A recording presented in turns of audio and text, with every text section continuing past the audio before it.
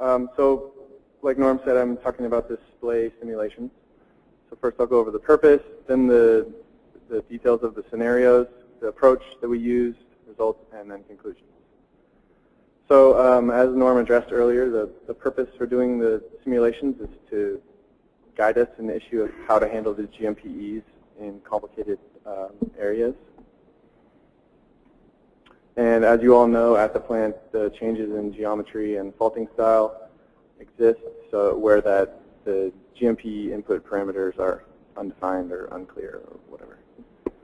And so what we do is we consider a set of methods for defining these GMPE input parameters for splay faults and compare them using the simulations as guidelines. And Katie's going to talk about these methods next. So first of all, the terminology that I'll be using for the splay faults: the primary segment, what you might call the main segment, and then the secondary segment. So splay faults are this group in my talk. I won't call the secondary one the splay one, if I can help it. So primary segment, secondary segment. And I've done separate simulations for each of these segments. Here are the two scenarios. First one's Hosgri shoreline. Hosgri is the primary segment and shoreline is secondary. And you can see the plant is that big star there.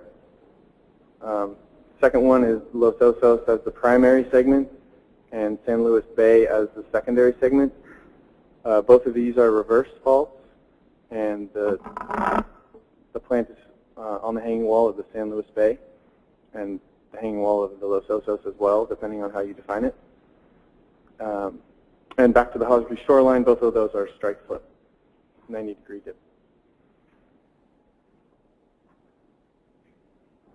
So as I said, simulations were done for each segment separately, primary and secondary, using the 3 simulation methods validated on the platform, which are Gravesend, Tatarka, San Diego State, and XSIM. Waveforms were combined in the time domain with the appropriate lag time based on the hypocenter location in order to generate the combined rupture. And ROT-V50 was computed from the 2 horizontal components, both for the primary segment, secondary segment, and then the combined.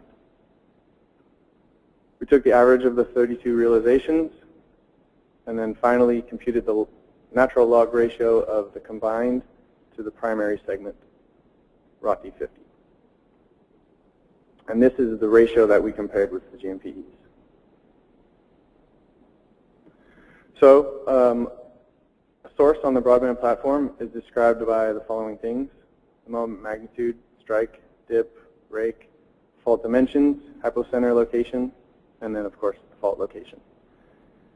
So the scenarios that we came up with for these splay scenarios were defined considering the following factors.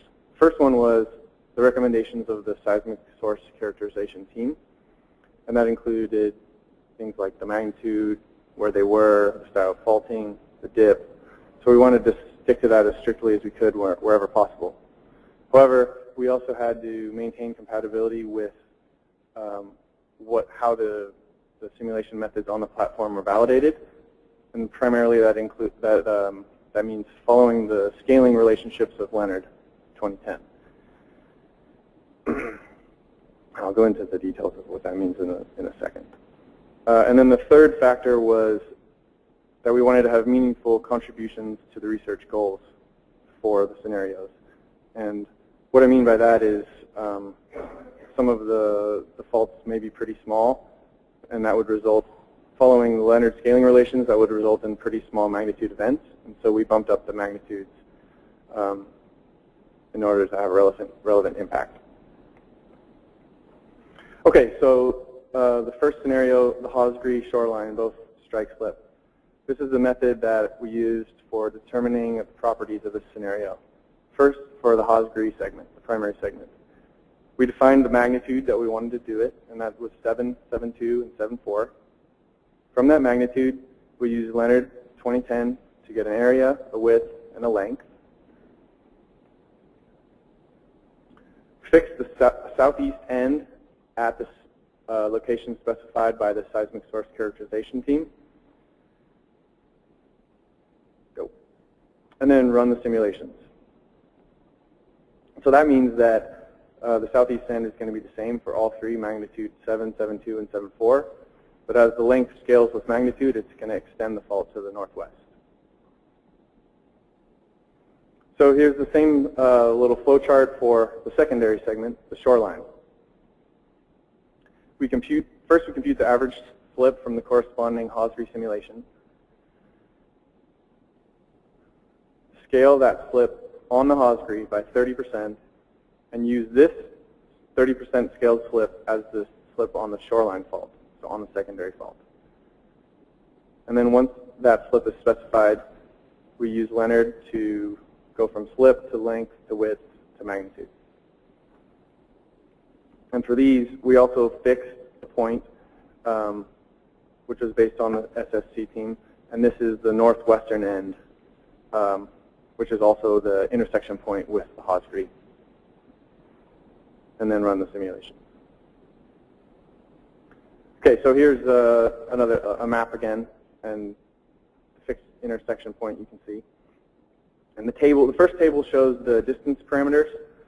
RJB, RUP, and RX are the same here because it's strike slip and because of the locations. And it's roughly 5 from the Hosgry and very close, 0.66 to the shoreline. And then the table below, this is for the magnitude 7.4 on the Hosgry case.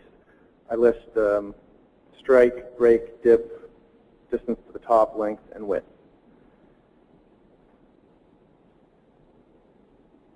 And so the magnitude 7.4 on the Hosgry corresponds to a 6.43 on the shoreline, which is 22 kilometers long and almost 12 wide. Here's an example waveform. Just from one realization, I picked 18 using the Graves and Pitarka method. And the blue, the top row, shows the velocity waveform for just the primary segment, the Hosgry. The green shows just for the shoreline segment, which is the secondary. And then the red is the combination of these in the time domain. And as you can see in the little box, it's big enough.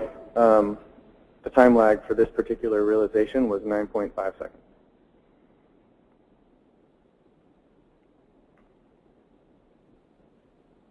And these all have the same vertical scale. Here's a similar plot for the San Diego State method. Same realization, so the same time lag. You can see flipping back and forth that the long period behavior is similar, as you would expect for these two methods. Okay, now I'm going forward to XSIM. Same realization, same time lag. And the Y limit of this particular plot is 40. Ours, the last one, was 50. Okay, and on to the results. The spectra that I'm showing here are the average of the 32 realizations, Rothi 50. The solid line is the combined rupture. The blue dashed line is just the primary rupture, and the green dashed line is the secondary. And I've got reminded you of the magnitude and distance down here for those two. This is the primary, and this is the secondary. So you can see that period, period on the x-axis. You can see that for longer periods, the larger magnitude segment is controlling. Whereas at shorter periods, it's not. And then, I'm not going to talk about this too much, but this is the black line is the same on this figure, and this is just showing the 90% confidence interval in yellow and plus or minus 1 standard deviation in green of the 32 realizations.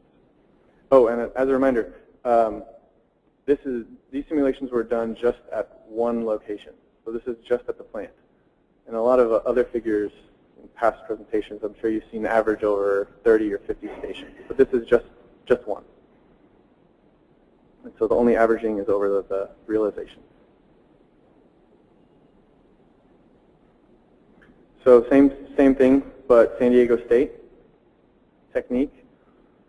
You can see that the primary segment is actually controlling at a shorter period, from shorter periods to longer periods, but the cutoff is a lower period. And here's the standard deviation, which is higher.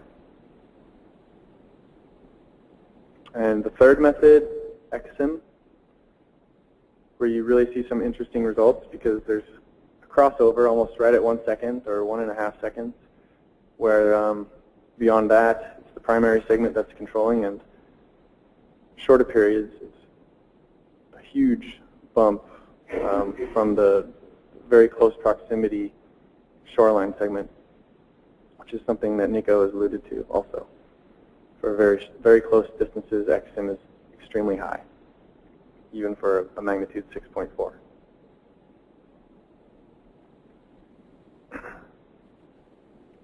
Okay, on to the second one, the Los Osos primary, San Luis Bay secondary. So a little bit about the geometry of this particular scenario. Both of them are reversed, and they make a V. So if I'm an engineer, so here's a cross section. If we're going to look at the AA cross section, it looks like this. The plant is sitting on, definitely on the hanging wall of the San Luis Bay fault. So this is the primary, this is the secondary.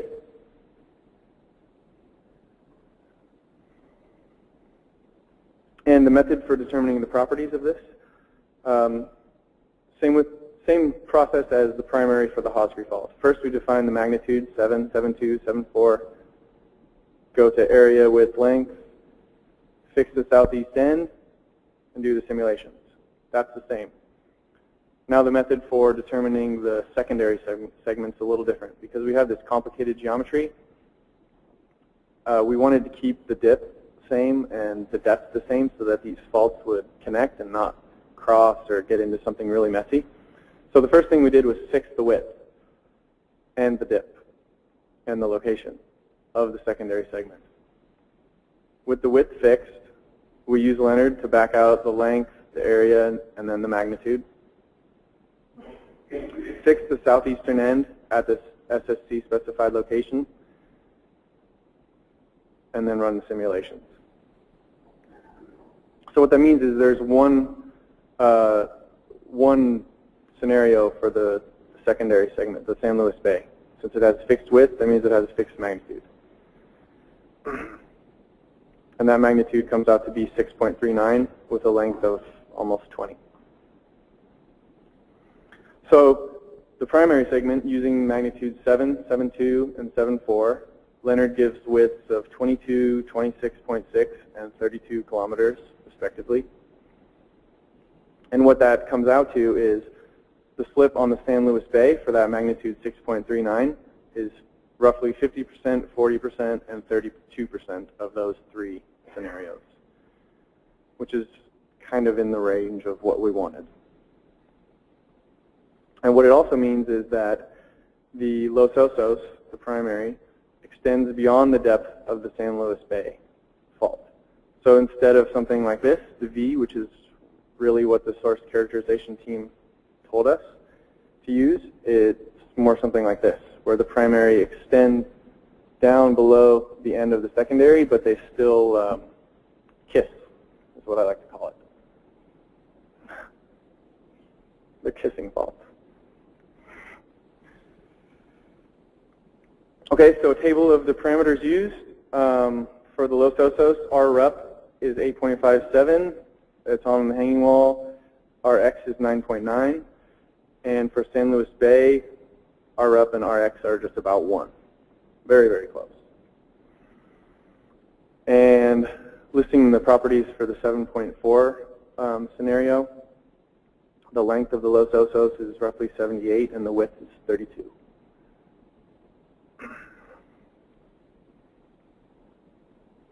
And example waveforms, again, these are for Graves and Pitarka.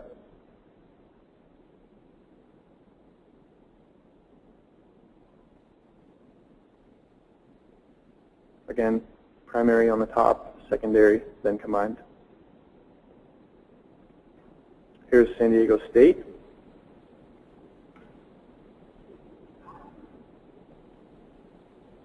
And XSIM.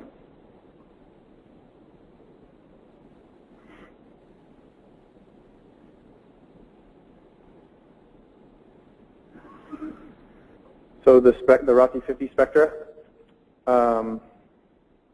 same plot here. Black is the combined.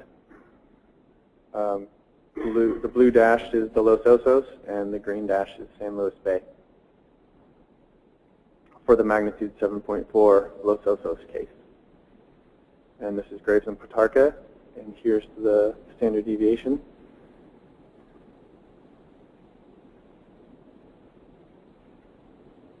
Here's San Diego State.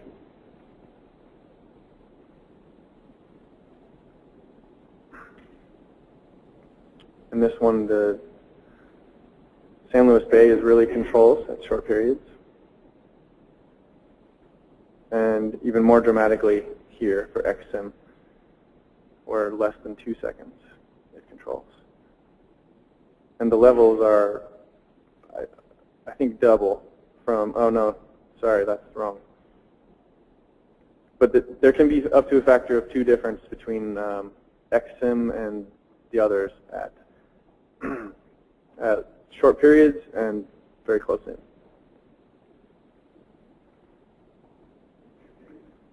Okay, so my conclusions. Generally, both for the strike slip and the reverse scenarios, the Graves and Potarka spectral amplitudes are lower than XSIM and San Diego State for frequencies greater than 1 Hz. And also, generally, for both mechanisms, XSIM amplitudes are lower for low frequencies or long periods. And then the point that's been repeated several times, high frequency amplitudes for XSIM are significantly higher than Graves and Potarka and San Diego State for the strike slip scenario, and are significantly higher than just Graves and Potarka for the reverse scenario. And largely, this is largely due to the strong contribution of the secondary rupture. So the very, very close scenario, even though it's smaller magnitude. That's it.